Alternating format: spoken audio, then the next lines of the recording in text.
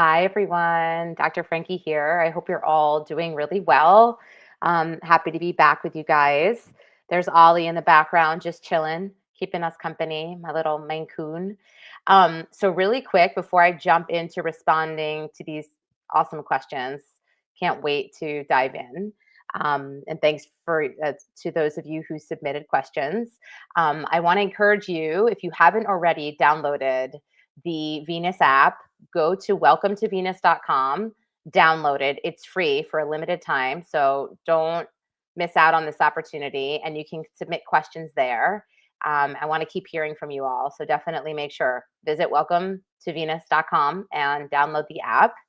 And let's just jump into today's questions. The first question I received was from Cade. And Kate says, I'm in a really rough spot and I don't know what to do. Me and this girl have been best friends for about 3 years. We talk literally every day. She likes 90% of my social life and honestly, one of the only people I feel truly close to. The problem is, I've had a huge crush on her for a long time. I told her about 6 months ago and she turned me down very gently. She basically said, not right now, because she was in a weird mental place. It hurt, but I respected it. And weirdly, things actually got better between us afterward. We got closer, opened up more, and for a minute, I felt like maybe someday it could actually mean something. Then recently, she started asking me for advice and talking about other girls. I finally told her it's really hard for me to hear that because I still have feelings for her. And she straight up told me she doesn't feel anything for me romantically. Now I feel completely torn. I love her so much and she's my closest friend, but it actually hurts to even talk to her right now. I want to be strong and just be her friend, but I'm so down bad and I don't know how to be around her without feeling crushed. Cade, I want to just send you love and give you a big hug and tell you that, like it's hard, right? To be in love with somebody who isn't available to us. And we have to first just be grateful that she is being honest. You're not having to wonder. She just said, like, she doesn't have romantic feelings. And you've got this beautiful friendship that you've built together and you're feeling torn. It makes sense. You've fallen in love with her and she's not available. So, what's important here really is for you to take care of yourself. It might be that being in close connection with her and in friendship with her, actively talking to her on a regular basis right now is actually asking too much of you. I think it might mean that you've got to have a conversation with her and just say that you need to take care of yourself and you appreciate that she's been honest with you and you're setting this boundary is really wanting to take care of yourself and it's you're not angry at her in any way for not feeling the same feelings towards you, that she's entitled to feel the way that she feels, but you also are entitled to have your feelings, right? So take care of yourself, take some space, let her know. Maybe you decide a specific amount of time before you check in with each other again. Maybe you agree that you're going to check in once every 2 weeks with a text, um, just letting each other know that you're there, and focus on healing yourself and figuring out how do you increase your self-esteem, increase your confidence. There's some grief also here. You've got to allow yourself to go through the different waves of grief. It'll either moments you're going to feel fine and other moments where you're going to feel really crappy. And you may feel depressed. You may feel like you're in denial that this is actually happening. You may do something called bargaining, where you're like, well, had I done this differently, maybe the outcome would have been in my favor. It's like questioning yourself about it. And then at some point, you will get to acceptance as you go through the waves. Um, and you can look up, actually, it's Kubler-Ross and learn about the different parts and stages of grief. That would help you kind of understand what it is that you're experiencing, because it's a loss. It's something you were thinking that was moving in a direction that was more romantic than it actually is. And that there's a lot of disappointment in that. So yeah, think about boundaries, stepping back a little, communicate that with this person that you care deeply for so that there's no surprises, and try to lead with love and kindness, and know that it's not like it doesn't have to be over. The friendship doesn't have to be over. It just maybe needs to be put on ice for a little while so that you can take care of yourself. And again, a lot of appreciation for her being honest with you. That's not easy to do, right? If she knows how much you care and love her. And I'm just it shows that she really cares for you too. And she didn't want to, create any confusion for you. So thank you for submitting that question. Sending lots of love to you, Cade. Good luck. Let us know. Angela, the next question is from Angela. My long term relationship, the woman I planned on having kids and growing old with, just ended out of nowhere. My whole life was tied to hers, and now everything feels ripped apart. It's like I can't even tell where my own life starts without her in it. I don't really have a big support system. I have maybe one friend nearby. I don't know how to cope with this or how to get through a day without feeling like I'm falling apart. I'm terrified of the loneliness that's coming. I still love her, and this is all so fresh that I feel like I can't even breathe. If anyone has gone through something like this in a serious queer relationship, please tell me what helped you get through it. I feel completely lost, and I don't know where else to look for even a tiny bit of peace right now. Angela, I am sorry that you're going through this. This is devastating it's like you get blindsided all of a sudden out of nowhere. The life that you thought that you had is just kind of turned on its head, and all the plans, all the visions, all the dreaming is just kind of crumbled. So I hear you that it is so devastating. But the reality is that you've got a friend in your life that you're close to, that's nearby, that's big, right? Support system means a lot. And the fact that it's one, that's plenty. You've got somebody. Hopefully you can look to them for support. Maybe think about seeing a therapist um, for a few months to give you some additional support, a safe container, a place where you can talk about everything and not worry about overburdening them. Like sometimes we have fears that we'll overburden a friend, burn them out, or maybe shed light on things that you weren't talking about because you were protecting your partner at the time. And it's much easier to talk to a therapist because there's no judgment.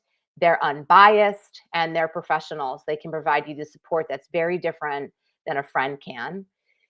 And really just recognize that this is not, you don't have to decide your future right now. You just have to be in this moment, the here and now, and give yourself a lot of self love, be nurturing yourself, and know that you're going to come back from this stronger, more resourced, more experienced. And in the next relationship, you're going to bring what you learned from this relationship that you've gained into the next relationship that's going to help it even be more successful. And I know it's probably, you don't want to think about another relationship, but my point is just knowing that you're going to come back from this stronger and even better.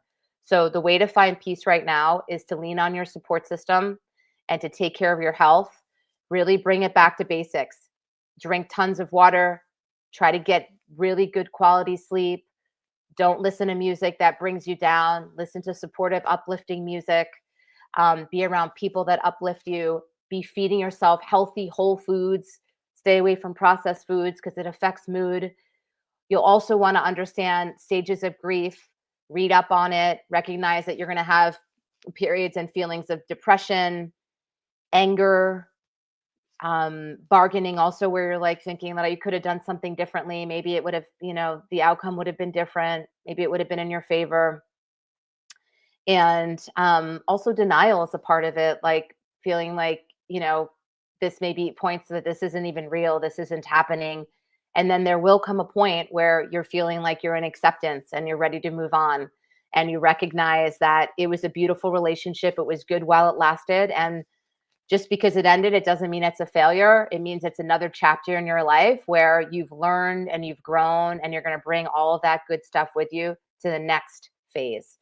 So thank you, Angela, and sending you lots of love, hugs, and take good care and let us know how it goes. Gita, I hope I'm pronouncing that right. Lately, I've been hating being seen at all. Any in-person social interaction where I have to put myself out there feels impossible. I just want to stay home alone and hit my vape and not deal with anyone. I'm starting to wonder if this is a sign. I actually need to see a psychiatrist. I keep trying to force myself to go out, but even when I do, it's miserable and nothing gets easier. Is weed rehab even a thing for people who aren't doing hard drugs? Because I honestly feel addicted to zoning out just to get through the day. I have no idea how I'm supposed to make queer friends or ever find a girlfriend when all I do is hide in my apartment. It feels like I'm this destined to be the lesbian who never leaves the house. How do you even break out of this? So, Geeta, I think you're on the right track. I think that it sounds to me, feeling pretty depressed. You also are isolating yourself, and you're probably experiencing some anhedonia, which is the feeling like you're not able to enjoy things that you used to enjoy. And depression makes us really it makes us feel really unmotivated, sometimes even lazy. We're less responsive to people inviting us to go do fun things, and we go inward, which it sounds like that's what's happening for you, where you're having to try and force yourself to get out. And every time you do, you just feel miserable because you're not feeling good. You're not feeling good about yourself, and you're low energy, and all of that just sounds like you need some more support. So I would reach out to a therapist, psychiatrist, start with a therapist, because oftentimes, you want to start with a therapist who will then recommend a psychiatrist, because they work hand in hand. They can provide you with wraparound support, because it may mean that, having right now you're kind of possibly self medicating with vape, which in the moment it can feel like a relief, but it also can create depression and low energy, and you can become really like unfocused, like you were saying, and you know you might be trying to manage some depressive symptoms with the vape, but what it does is it's compounding. And the zoning out is a way to escape from whatever it is that's making you feel depressed. So you want to get in there and do some unpacking. But at the same time, if you're, really using vape to cope, you want to have something else in its place so that you still feel supported. And so, psychiatrist, yes, a psychologist as well, a therapist that you can, that's educated, accredited, hopefully maybe even somebody you get through a recommendation, somebody you know and trust, and start doing some work around that and getting yourself into a healthy headspace so that you can feel good again, and that you want to engage in the things that you used to love engaging in, and that you want to say yes when people invite you out. So you're not alone. Also, this time of year is really hard. The holidays bring in a lot of loneliness and depression for people. So I'm glad you wrote in. Please go ahead and seek out some of the support I'm suggesting, and we'll be right here for you. Wendy, how do you actually have better relationships with people? I had this pretty big realization during a recent psychedelic trip. My girlfriend and I were working through some stuff together during it, and she told me she needs more engagement from me. I'm super introverted. I'm a performer. I was a quiet, weird kid with a huge inner world. And I realized during the trip that I've basically been leaning on that vibe my entire life. People get pulled in by whatever odd charm I have, but I don't actually have good social skills. And I honestly want to learn how to be better, more present as a friend. I've felt lonely or for most of my life, and I think it's because I never really knew how to cultivate actual deep connection. I just floated along, hoping people would get me. So, Wendy, thanks for writing in. And you ask a great question. How do you actually have better relationships with people? And it sounds like you have this charm, and you have a way of being charismatic and connecting with people, but actually intimately connecting is a whole other thing. And you're correct. That's spot on. And I love that you and your girlfriend were together in this deep moment and were able to talk, and she was able to share with you. She felt safe to share with you about wanting to engage more deeply with you. I would say see a couples therapist. There are ways, lots of exercises and techniques that you can utilize, even on your own. Like one approach that you can use is authentic relating. Start doing some research on what exercises you can incorporate into engaging with your partner in your relationship on how to more deeply, authentically connect with one another. And there are good questions to kind of really dive into, um, what's deep in there instead of staying on the surface. If we're so used to staying on the surface, that's where we tend to be comfortable. So look up authentic relating, and good on both of you to want more, right? To have want more intimacy. That's what it's about. Getting uncomfortable, answering the uncomfortable questions, asking the uncomfortable questions. And I'm excited for you because you're just going to open up it's like a whole new world once you're willing to go there. And your relationship is going to enter a whole different level of trust and intimacy. I'm excited for you. So good luck. All right. I've got one more question. Heather writes in, I feel like I'm basically the emotional shock absorber in my relationship lately. My girlfriend has a super demanding, honestly toxic job, and she's the breadwinner. So she's constantly stressed and anxious, and she doesn't cope well. She'll come home and just unload everything on me. Every meltdown, every panic spiral, every bad interaction, and then I'm struggling. She doesn't have the emotional capacity to really check in. I just stress her out more with my problems. I love her and I get that her job is destroying her, but I'm getting drained and low key resentful. So Heather, that's concerning because it sounds like you're getting a deluge on a regular basis and you're trying to be a supportive partner, but the problem is you're getting depleted naturally because you're a human, you're not a robot.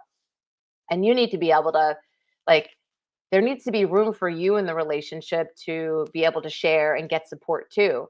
And obviously, it's not always going to be equitable. There will be times where one person's going through so much more than the other, and we need to show up for a partner that's going through so much more. But what you're describing is an ongoing, like, that's not a finite end to it. It's just ongoing where you're taking all of the stress and it's overwhelming you. So I would recommend seeing a therapist. Both of you go to a couples therapist. You may also individually want to see therapists at the same time because the work is different. And the other thing is, if you are able to communicate with each other directly, it would be ideal to express your concern. And it sounds like you want to be there, but you're concerned about the health of the relationship long term. Because yes, you will get resentful if you're not getting your needs met, if you're not feeling seen or heard, and there's no room for you. That everything is about your partner actually having a container to dump and you're the person holding it all. It's totally inequitable and going to strain you and cause resentment. So thank you for writing in. Get support. Try and communicate if you can. Just let her know that you want the relationship to be healthy. You recognize you need more support, you need more tools. And it's also about setting good boundaries. Like you see that this isn't going to work long term. And it's like waving a red flag. Help. We need to get help. And I think you owe it to the relationship. You owe it to yourself. And good luck. Thanks again for writing in. All right, everyone. Good to be here with you all. Hope this was helpful. And I will see you all next week. Kisses, hugs. Take good care.